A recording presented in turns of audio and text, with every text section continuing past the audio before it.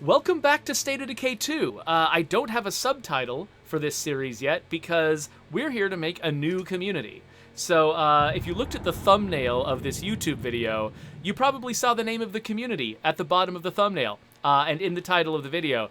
But I don't know what it is yet because this campaign has not yet begun. So we're not going to continue with the lion's share today. Instead, we're going to go to Manage Communities and we're going to start a brand new community. Now, one thing I need to decide is what map I want to start in. So the lion's share, they've been in Drucker County for a while, and I'm probably leaving them there for a while.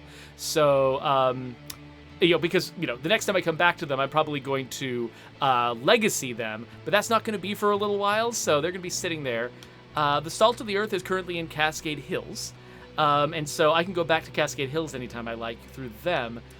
And I've spent a lot of time in Meager Valley, and so I feel like I should either go Trumbull Valley or Providence Ridge with this brand new community. And I think, there was another community. I think it might have been the lion's share that were recently in Trumbull. So maybe I should do Providence Ridge. Let's definitely skip the tutorial either way. So, Yeah, so Cogs is in the chat encouraging me to go to Cascade Hills, but because I could just kind of go there with the Salt of the Earth anytime I want to, I think I am going to go Providence. Let's go Providence. Let's have the traditional, first time, not the full first time user experience where we go through the entire tutorial, but let's at least, start in the starter area, do all that usual stuff, but we're going to do it in the Nightmare Zone because the entire purpose of this community is to get me the Trader Legacy in the Nightmare Zone. Because I already earned the Builder Legacy first, then I earned the Sheriff's Legacy with the Assembly. I'm going to get Warlord, hopefully, if something doesn't go horribly wrong, with, what are they called? With the Lion's Share. So Trader is the only one that's left. So first it has to load the level because we do all of the character selection stuff after the game has already loaded. And oh, look at this! I've got 2 different boons to choose. So I'm gonna have Charity, which is a pile of high quality loot from old friends once a day, and I'm gonna get Amenities, which is base wide power and water, which is great, not having to worry about that, not having to pay for that in the Nightmare Zone where it's very expensive. And I think because I'm gonna eventually be putting a bunch of people. Well, actually, So I do intend, I think, to fully legacy this community and put the characters back in the legacy pool, so I should pull some out. Though, actually, do I plan to do that? By the time I'm done with this, we may have already launched the Forever Communities update. In fact, I'm hoping that we have, which means that this community could actually become a Forever Community, legacy once, and then just continue on. So maybe it doesn't matter if I flesh it out with existing legacy characters or not. But, well, one thing I should definitely try to do is see if I can identify a definite trader among, there we go, Boots. Boots is a trader, right? Or did he just, wait. Does that mean that he's a trader? Is that what that means? The little icon there? I'm going to say yes. I'm going to say this means that Boots is a trader. We love Boots. So we're going to have Boots. Maybe Boots is going to be in charge of this community. So Cogs wants to know if I've ever built all 4 leader projects at the sawmill. I have never done that. So that would require me to cycle through 4 different leaders, which is probably not the purpose of this particular community. I am not going to bring Heather Tong into my Nightmare Zone. I don't want to lose her. But, okay, so Boots is a tailor. He has sewing. I should probably grab some people who have more useful skills than him. We've got Ari here, who's an engineer. We've got Zoe, who's an herbalist. We've got a crap mechanic here in Tova. We should have a doctor. Oh, Guillermo the Kid. Guillermo the Kid's from my last community. He's from the Assembly. I like Guillermo the Kid. Let's have Guillermo the Kid as our doctor. And then who else do we have here? So we could go with a mechanic like Tova. We could go with a plumber and just have a really nice shower with Roberts there. We could I want to grab somebody with a cool name, though. Gunny the cook. I like Gunny. Richie, we got a bunch of medicine people. Elijah with munitions. Not too bad. Oh, and he's a backup trader. You know what? That's probably a good move. So we've got munitions expert, medicine expert, and a tailor. We've got, Boots as a trader, Elijah as a trader. I can make either one of them my leader. Unless I could easily be misunderstanding the meanings of those icons. Somebody tell me if I'm misunderstanding, because it could be that all those icons is reporting is which leader they had when they were involved in the legacy. Because I don't remember, was Elijah one of my leaders before? I'm trying to remember now. So I'm sorry that I don't fully understand the user experience of my own game. It's probably something that I should mention to someone, that I look at these and I'm genuinely not sure what these icons are telling me. And I worked on this game. So, haha. Okay, Reneth Cord is confirming that he does believe this is their leader type. And that is, okay, if that assumption is correct, then this is doing its job. My fear is that I'm going to find out it's incorrect, and then it was misleading me. So if we find out that actually, yes, Elijah wants to be a trader, Boots wants to be a trader, and Guillermo wants to be a builder, then, the UI is telling me exactly what it's supposed to tell me. So that works. Let's see, what have I missed? So Cogs is telling me that munitions is a good choice. Yeah, I really do like having characters who are able to do stuff like make C4. And okay, yeah, so Zedric is telling me, okay, so that's what I thought, Zedric. So Zedric is reminding me that, yes, that icon means this is the number of times that they have legacied as that leader type, with them as the leader. So Elijah has been my leader before. I think it was just, yeah, it's been a while since I played the collective, so I forgot that Elijah was the leader. So cool. So we got Elijah as one of my former leaders.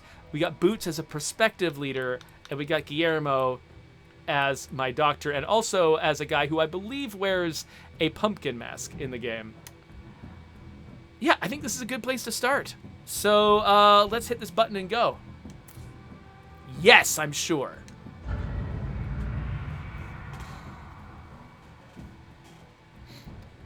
And now we get our cringy cutscene. And we're empty. Again. Oh, but I do want... Whose turn is it to find more fuel? I do want to hear this Not me. coming from inside a pumpkin. To a damn spring. I have a better idea. We could settle down here instead of moving on. I admit, he looks better than the last couple of towns we came through. Now that you mention it, it does feel kind of homey. It's settled. This town is where we'll set up our new base. We just have to find a spot that's defensible, maybe with some room to expand. So they're just, the reason I was calling this cringy, and so Sada Hotpot is telling me it's not that cringe. And I mean, you're right, it could definitely be worse. It's just that we didn't have the technology to like have different durations of dialogue lines, and have basically when one person ends their dialogue line, the next one kicks in. And so because we had to like have lots of different characters with, say, different lines and have different line readings, we had to basically give a bunch of extra time for like, like if a given line a character says could be said in 14 different ways by 14 different actors, and all of them took slightly different amounts of time, we had to time out the cutscene so that it used the longest one as the timing. So that's why you get all those long, awkward pauses between characters talking to each other. It's because we're accounting for the longest line reading that any of the 14 actors gave it. And we just didn't, we have only a handful of cutscenes in the game at all, and so we just did not make good cutscene tools that would give us the ability to account for stuff like that. We basically used whatever tools we could scavenge, and left it at that. So let's see here. So I want to give him my rucksack. Ooh, I've got some fancy stuff in my pockets. I can't wait to find out what everything is, because I want to look in his trunk. And I'm going to grab some more stuff. I don't need all of this. So yeah, as Guillermo, I'm pretty sure that I remember spending some time with the assembly really making sure to load everybody down with as much useful gear as they could. And now I'm reaping the benefits of that because this guy has got a bunch of medical supplies in his pockets. So let's try to avoid too much zombie trouble. Got a whole horde over there. Not something you'd usually run into early in the game if you're playing below the Nightmare Zone. But at the Nightmare Zone, we're just like, whatever. No big deal. Rosenberg says that when it gets cringe is when you have a character who, for whatever reason, they don't have the lines or they can't say the lines and they just stands there. So there's a couple ways that could happen. We did have some bugs that we recently fixed with, for some reason, characters just not registering that they had particular VO lines. Time to claim this place and move in. And I believe we fixed those. At least the ones we knew about. But the other thing is, if you recruit somebody, however you do it, if you glitch something or mod and you recruit somebody who you're not supposed to be able to recruit, oftentimes they won't have the full slate of lines. And so they'll just stand there without being able to say anything.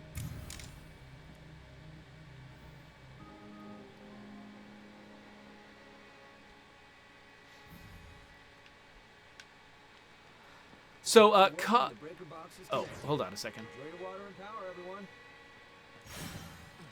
Oh, so he's just... I forgot that we had a line that actually acknowledges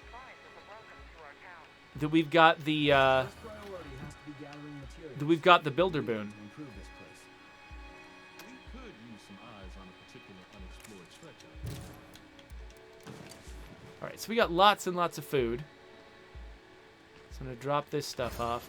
Where'd my other friend go? Oh, there he is. Hey, Boots. Let me take this invisible rucksack off your back. When characters do interactions in the base, we remove their backpack because their backpack can get in the way of a lot of stuff that they do. And so you can't always tell what they're carrying. But yeah, and actually I should drop off a bunch of the stuff that my dude here is carrying. So what have I got? I've got an Echo S6 pistol, which is a really nice one to have. And I've got a JL94 Custom with a brake on it. So this is my go loud, everything's a disaster weapon. This is my everyday use silence weapon. So we will dump all of this stuff in the pile. I'm just going to run out with the bare bones here because it's early in the game. I shouldn't need a whole lot of extra gear.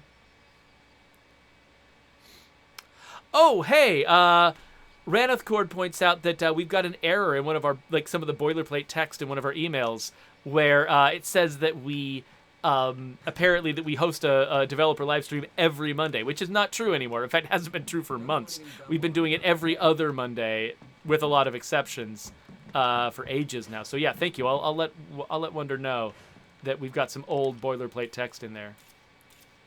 So I'm going to climb up here and do a nice little survey of the entire area. Everyone okay so far? Looks like we've got a plague heart in close proximity. Everything is owned by the plague heart, except other stuff is backwoodsy stuff back here. Oh, a bloater. Good to know. What else do we have? Ranger's tool shed, ranger station, another bloater. That's enough for now. All right, all sites surveyed. So, yeah, looks like we've got something nasty down here somewhere. And we've got, oh, some people that want to talk to me, who want to get some materials specifically, I guess. So, I can do that. Why don't I head out to get some materials first? So is it telling me that I can get the materials there? Yeah, I think so. And I can also probably get some over here. Right now, we don't really have a working car. And I don't think I brought any characters that were likely to have repair stuff. So I guess I'm going on foot. Let's try to dodge that horde, though, that was just right down the hill. Maybe not deal with them if I can help it. Oh, yeah, so Cogs points out that, another way to get a character without a useful voice is to recruit from the cannibals. Yeah, they are the cannibal enclave is meant to be an enclave that does not that is never recruitable from. If you've been able to recruit from the cannibals, that is a glitch. You're not supposed to be able to do that, and that will definitely result in you getting characters who can't say a lot of dialogue lines.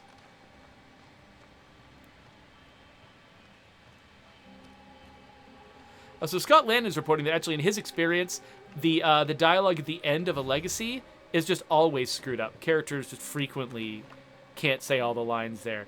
That's bad. I'm sorry. We should probably try to fix that. Cog suggests I should try to call in the best car to fit my leader. Problem is, I'm not sure I can afford that. So I picked up that water tank, even though I don't need it, because I sell them. So the next time I see a trader, I should be able to sell it to them. So, unfortunately, there's not an auto shop around here because I would love to be able to fix that car. Because it is inconvenient to be able to only run one rucksack at a time up to my base. Of course, actually, I should have brought one of my partners with me. They could have carried a second rucksack.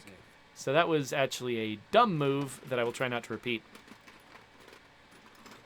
So Zedric says the ending always skips every other line. Interesting. Okay, that feels like something that's worth reporting? Okay, yeah. I think that last time I Legacied, we also noticed there might have been at least one or two lines missing. But let me make a note of that, because that's probably important. So, Legacy cutscene lines missing. I'll check in with the State of Decay 2 team and see if that could already be just a known bug that they've got, on a list somewhere. But it could also be something that people haven't been noticing. Especially because, like, it could be that it's the kind of thing that it doesn't happen on an ideal playthrough, which is something that you'll do, if you're just running through a quick test to make sure things happen normally. It could be the kind of thing that, for whatever reason, circumstances accumulate over the course of a long game that cause it to happen, in which case it would be very easy for it to just fly under our radar. Mr. Xbox Series S is asking if I'm walking around on Nightmare. Yes, I am. What did I miss? Oh, there we go.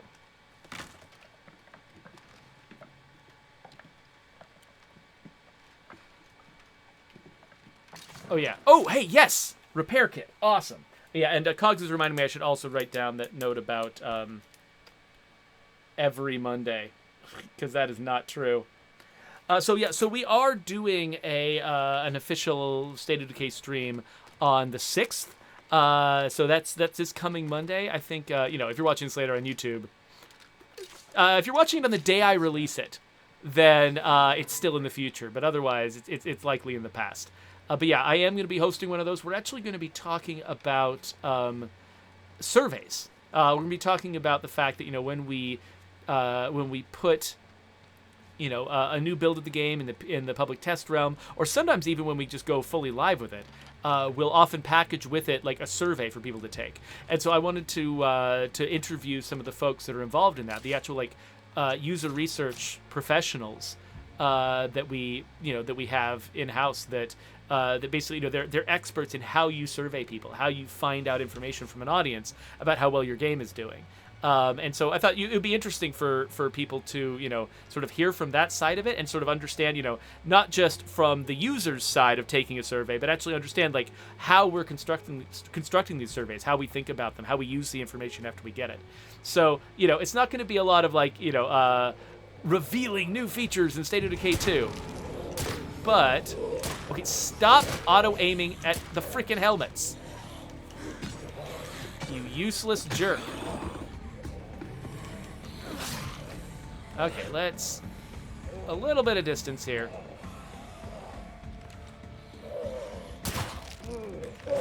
Oh, dang it. I thought I was getting away fast enough. Okay, Guillermo does not have a whole ton of stamina. I just noticed. I forgot. Is this one of those characters that I adopted?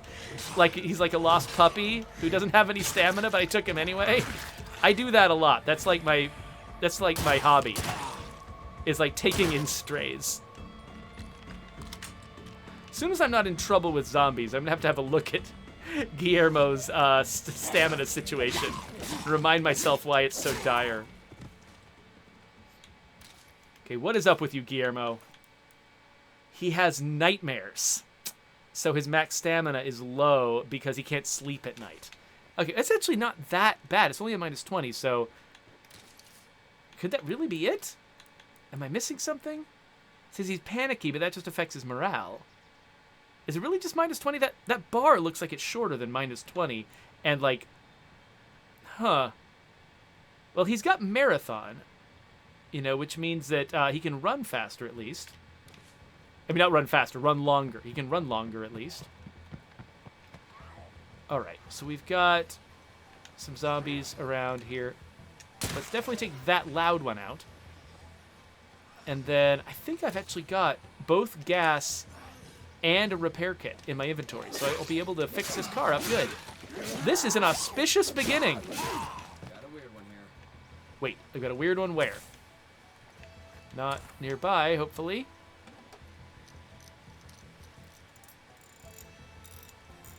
No one, Mai is telling me my other guy's a lung cancer survivor. Wait, did I also bring out a lung... Oh my gosh! I forgot that Boots is a... I've just got no stamina in this entire team. This is going to be great. We're going to do really, really well with this community.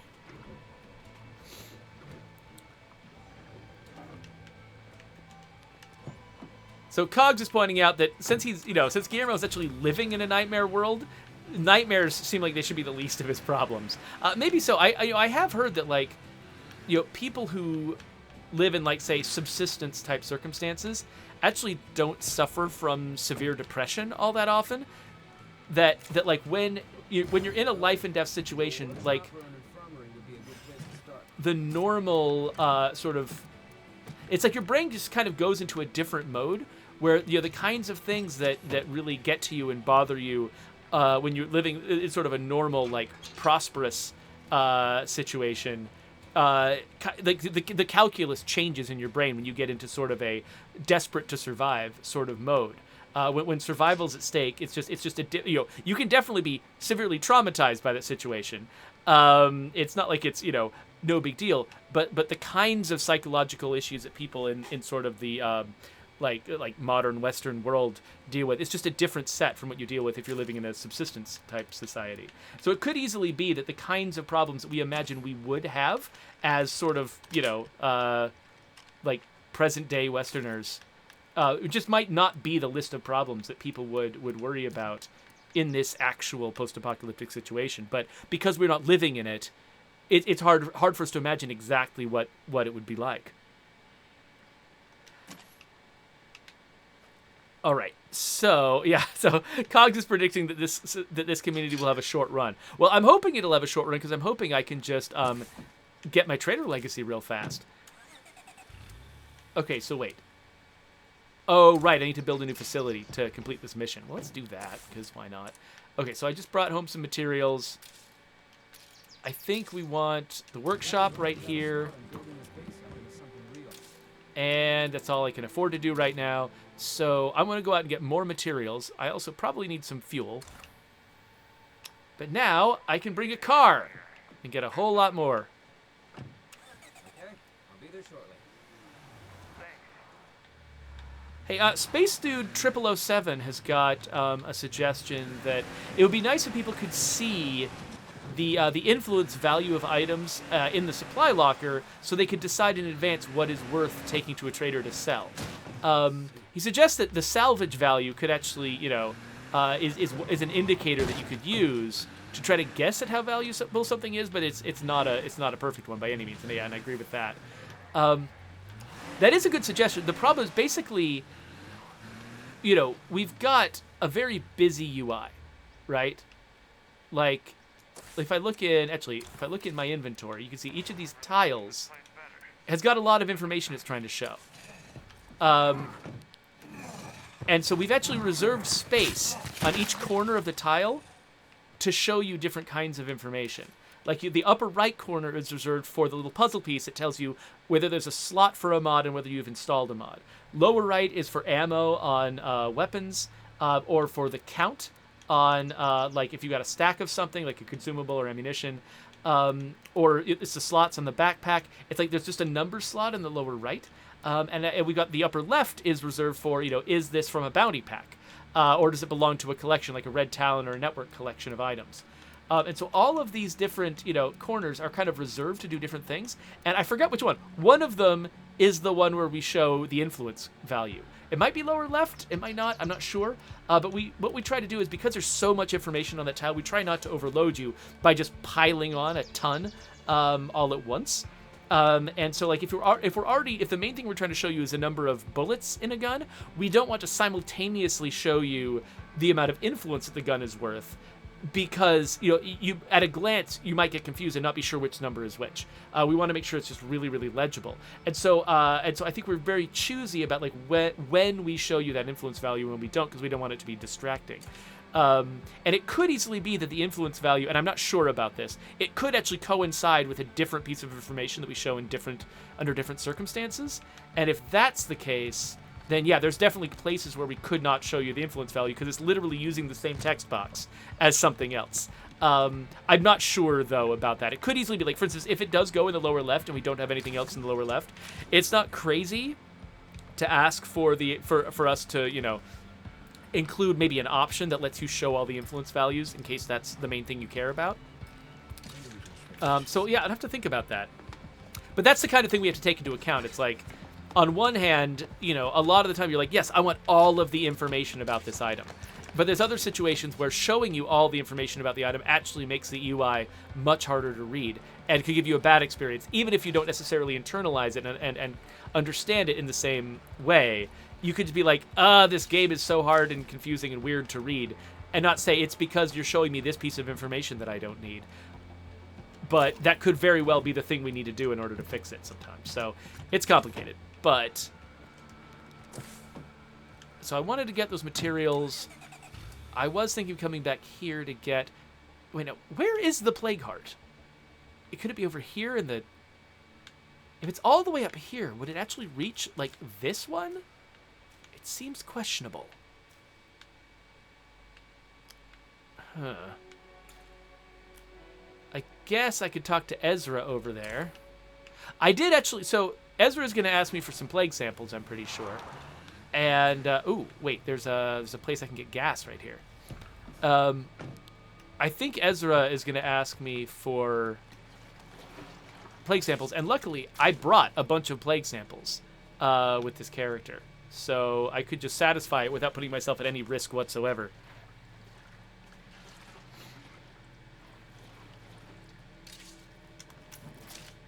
Yeah, so Scott Lannon and others are suggesting that, yeah, in the supply locker in particular, that might be a setting where it does make sense to show influence values. Though, like, for instance, if you were playing State of Decay 1, where, you actually have to literally pay influence in order to take things out of the supply locker, seeing price tags on items by default might tell you that it costs money for you to put things in and out of the supply locker, like it did in State of Decay 1. And so I would hesitate on that because I wouldn't want to, like, insinuate that you should not take things out of your supply locker because they might cost money.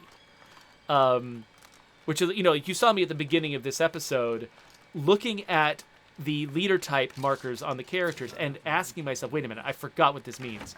Does this mean that this is the character's leader type, or is it just the leader that they, or is it like the most recent leader that they legacied under?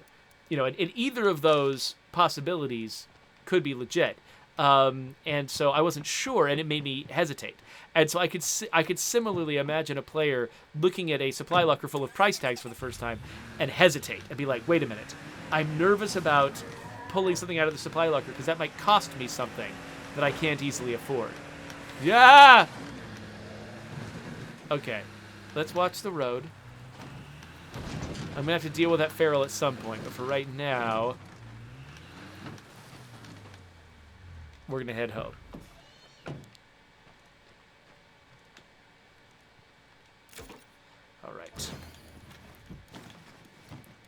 So Mr. Xbox Series S says there are certain clothing items that I can't unlock because I didn't complete a certain task on time for the broker. Are those clothing items permanently locked? No, the bounty broker always comes back with bounties from previous months. So if there was a bounty for a particular month and you didn't get it done in time, that same month the following year, you can try again. So it's not locked forever. It's just locked for for basically 8 months. It's like you something is, for instance, like the bounty pack that gets unlocked this month in June is going to stick around through June, July, August, and September, and then it's going to be gone in October. And so in October, I might have missed something, but if I just wait another 8 months for June to roll around, I can do it again.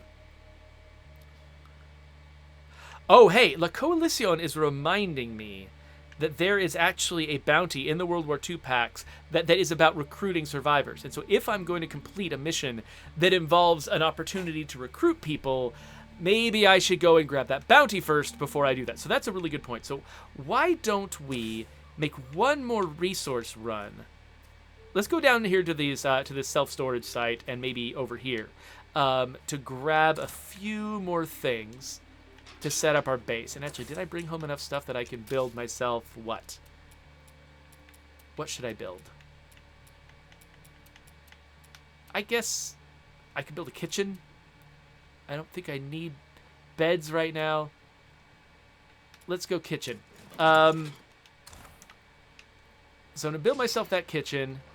Let's go and do just one more resource run. And then let's wrap up this episode and start a new episode that's about taking a trip down to the bounty broker for the first time with this community. And then after that, we'll try to complete that mission. Okay, we got 3 freaks.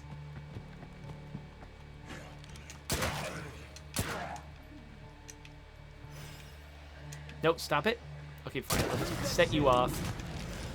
I could not auto-aim at that screamer while the bloater was sitting there. So I'm being a little cavalier with my bullets. What the heck? For early on in the game. Mostly just because this character showed up with a lot of bullets for the gun that he prefers.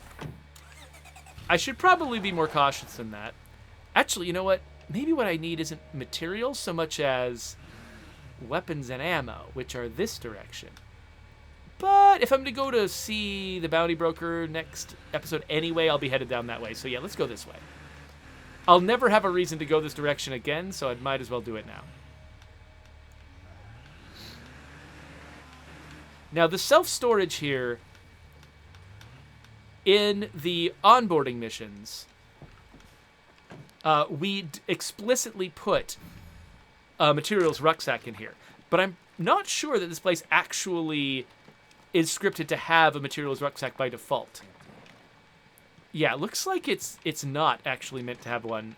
So if you don't have that mission, there are not going to be materials in here. But there'll be some luxuries, I guess. Now, okay, and this spot also has got nothing. Cool. Well, we established that. Great. Finding out something is empty is useful information. Not as good as having stuff in there, but... Do-do-do.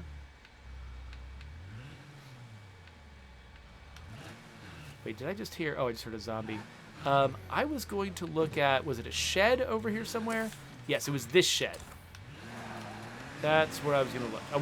I just wanted to have a little bit more of a cushion on materials, because I've only got like 2 materials left. Oh, get off my door. It is nice being at the very beginning of a community's life instead of at the end.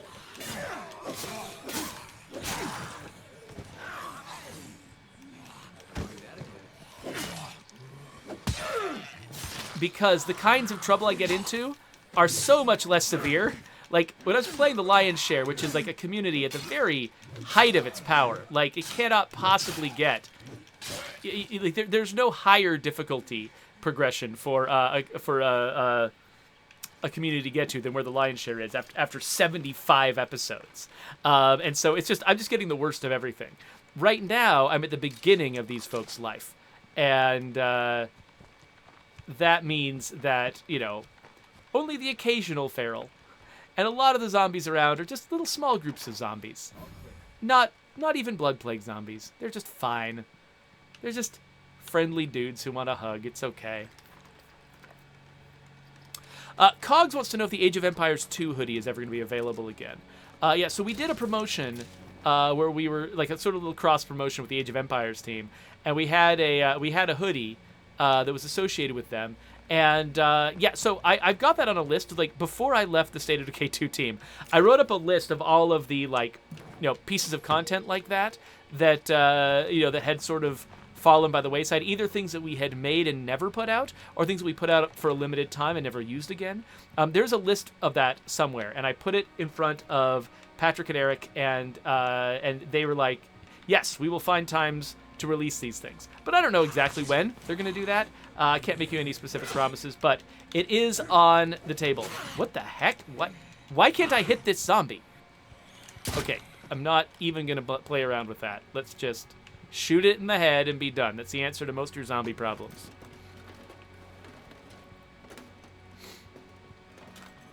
So, Tandalense mentions that he is playing Fez right now. So I just finished recently playing Tunic, and I recommended Fez as being like, it's kind of a, I don't know, spiritual progenitor of Tunic. It's a really similar game in terms of inviting players to really take their time exploring and getting to know a weird world full of many layers of puzzles, including its own alphabet. Now the Fez alphabet is not as involved as the Tunic alphabet. The Tunic alphabet is like a constructed syllabary, like the Korean alphabet. It's very complicated, and it's got a fundamentally different type of alphabet than is usually used to write English language, and so it's very complex. Fez is just a cryptogram. Fez is just a different alphabet used to write English. I think it only has 24 letters instead of 26, and so there's some like weird pressing different symbols into service in different ways. But for the most part, Fez is just an English cryptogram. So it's much easier to do it's easier to manage than Tunic. And so I don't remember. It's been so long. I played Fez when it first came out. And so it's been so long, I can't remember how important it was to actually understand the language, to understand the alphabet. So that's what Tandalence's question is. Like, he's like, should I figure this language out now, or should I save it for later? I don't remember if there was anything like essential to the game that required me to know the language, or if it was just interesting to know. Like, there were definitely some messages in Fez that were just interesting. It's like, oh, hey, you know the language? Now you know what this sign says. It wasn't important, but now you know. There was definitely at least some amount of that. I don't know if any of the puzzles actually required the language. If they did, I think it was non-essential puzzles. It was like, hey, you've won the game and you missed a few things. A few of those things might benefit from knowing the language. But I don't think it's anything on sort of the core progression. So I would say I remember at the time feeling like a weirdo for having deciphered the cryptogram myself. Like, I was like, I'm a crazy person for doing this. And I think I might have actually somewhere posted on the internet my chart where I figured out the alphabet. I need to go look through all of my old images and see if I can find that again, because that might be interesting to track down. But I remember feeling like, oh, I'm a weirdo. I'm obsessed with this game. This is an unnecessary level of exploration for me to have gone to. So I'm pretty sure you don't need it. I think it's just a nice to have sort of thing. I think if you wanted to 100% Fez, it might be necessary, but then I'm pretty sure that literally no one has 100% in Fez. I think there's at least one thing in Fez that the developer put in there that literally no one ever found, which, such things have questionable value, but there you go.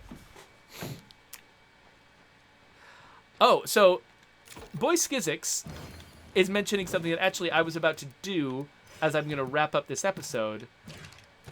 He asks, in the future, can we get the ability to change the name of our community? So usually I name my YouTube video series after the name of my community. I genuinely don't know what the name of this community is. I think I've opened the screen, but I didn't look. So let's have a look. The Commune. That's kind of boring. I mean, it'll fit nicely on a thumbnail, I guess. It's not over long or anything like that, and at least it makes sense as opposed to say the Lion's Share, which is just garbage that I regret every day having written. So there you go. I definitely can't promise you that we will. I've talked in a previous episode about the fact that it's so easy with, like, you know, if you had the ability to like enter a community name, there's so many opportunities for players to like enter things that are unsavory, and so it doesn't really, we're not super motivated to do that. I mean, every time we do anything, like, we get, you know, contacted by players out there who just, I don't know, they've got attitudes sometimes that are that we would not want to promote, and so being able to enter your own name is something that I doubt we'll ever put in, but I could see, for instance, like, you know, having a randomize button or something, letting you sort of cycle through the options that we've provided. I could see doing that. In fact, I'm pretty sure we might already have an idea card on our list suggesting exactly that. I can't promise you that we do, and I'm pretty sure that we do. Because I know that is a request we get a lot, the ability to sort of cycle through community names and get one that you like. And so we don't have that at the moment, but that wouldn't be crazy for us to add at some point. It just has to get in line behind other stuff. It's such a small thing. It's really easy for small things to fall in the cracks and not end up getting prioritized as heavily as the big major changes to the game. So Wizard491 asks, why does my character with the Unbreakable trait still get injuries from fall damage? That's a good question. You know, I can't answer that definitively. I imagine, I think we probably implemented fall damage before we implemented injury from zombies. And I wonder if there's something in the way we implemented it. Or maybe we did it after. Because different things will be implemented by different people under different circumstances at different times. I could imagine someone implementing a thing that injures characters and having it not pass through the process that verifies, you know, that goes in and checks, does this character have buffs that would prevent this? I could imagine doing that. I could also imagine us consciously deciding that, yeah, we have to have some consequences if you fall. So even if a character normally doesn't take a lot of injury damage from zombies and things, we still need to have it apply in this case. Because if they fall off a billboard and they look like they just got up and they're fine, that feels weird. So I could see both of those potentially being explanations. So I'm not sure which it is or if it's something else I haven't thought of.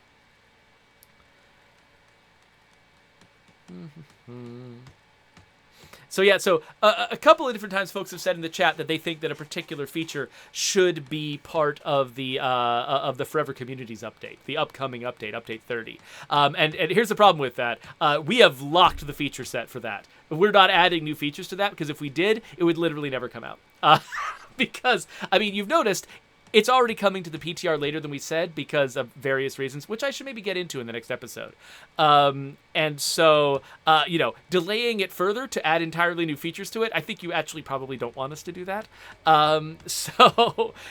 It's kind of, you know, it's hard to, like, really communicate how much lead time there is between, you know, creating a feature and actually being able to put it out in the wild. There's so many checks and processes we have to go through. And you'll see, sometimes, you know, we'll still release an update that's got a major bug in it that we missed.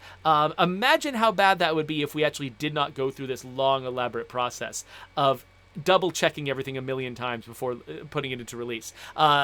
These updates would be disasters. And so it takes a long time. So we actually, I'm pretty sure that Update 30 is not getting any new features in it between now and release. We're just in the phase where we're fixing stuff and checking stuff and making sure that it's in good shape before it goes. Anyway, there's probably more stuff in the chat that I should have a look at before we get out of here. But let's see here. Oh, so in the chat, La Coalición has linked a wishlist item that folks can upvote if they want to really, really encourage us to include a feature where you get to choose the name of your community. So great, upvote that on the wish list, and that will at least help light some fire under us. People do check that. And So Cogs is saying, oh, good enough is the enemy of the perfect, which is the inversion of the usual phrase, which is perfect is the enemy of the good. The idea that, trying to make something perfect means that you never, ever get anything done at all. And so it's always good to set some limit where you're like, okay, this is good enough, so we can ship it, because if we just waited till it was perfect, we would never do anything at all. Cogs is flipping it around and basically saying every theme-appropriate update, every theme-appropriate feature needs to go into the update with that name. And he's joking, obviously, because that would be insane. He says, otherwise it'll only come a long time later. That's entirely possible. But you know what? I mean, I don't know what to tell you. There's just so many features we could do. There's no way we could actually even try to do them all. We got to pick the ones that we pick and do our best to try to provide things that players will enjoy. And there's always going to be limits like that. There's always going to be things that you in particular want that just don't make the cut because we're doing other things. And I don't know what to say about that except sorry, but it's like we gotta draw lines somewhere, and at some point we gotta pick what goes in there and then ship it out the door.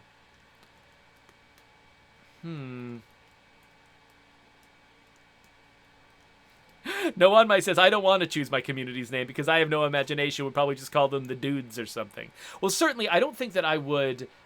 We wouldn't set it up so that you were forced to choose your community's name. We'll still give you a default name no matter what. If we ever do add the ability to let you choose your community's name, we'll probably do it as a additional layer on top of us having provided a name.